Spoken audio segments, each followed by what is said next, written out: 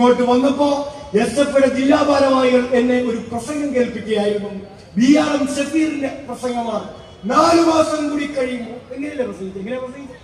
3 അല്ലേ? 3 മാസത്തിന്റെ കണക്കെന്നാണ് മനസ്സിലായി. നിയമസഭാ തെരഞ്ഞെടുപ്പിന് ഇനിയും 1 വർഷം ബാക്കി കിടക്കുന്നു. ഇനിയും കിടക്കുന്നു 6, 8, 9 മാസം. ഈ ഉറക്കത്തിൽ ചിലപ്പോൾ നാളെയാണ് തെരഞ്ഞെടുപ്പ് തോന്നുമ്പോ ചിലപ്പോൾ 3 മാസമുള്ളതൊക്കെ തോന്നും. ഇനിയും കിടപ്പുണ്ട്. അത് മാസം നമുക്ക് മാറ്റിവെക്കാം. ഇനി നാളെ നടന്നോട്ടെ. നാളെ നടക്കുന്ന നിയമസഭാ തെരഞ്ഞെടുപ്പിൽ ഞങ്ങൾ കേരളം പിടിക്കാൻ പോകുന്നു. എന്നിട്ട് എന്താ ഇവിടുത്തെ ഡിവൈഎസ്പിയെ ഇങ്ങോട്ട് മാറ്റും.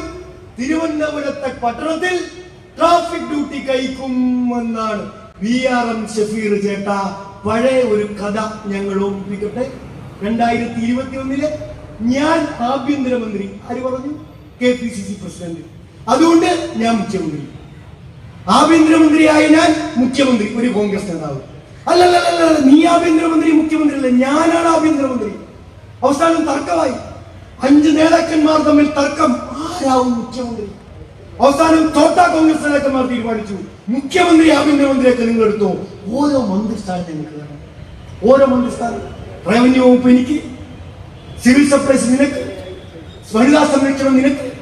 ഇങ്ങനെ എണ്ണിപ്പകിട്ട 2021 കഥ ഒന്ന് റീവൈൻഡ് അടിച്ചോർക്കുന്നത് എല്ലാ കോൺഗ്രസുകാർക്കും വളരെ നന്നായിരിക്കും.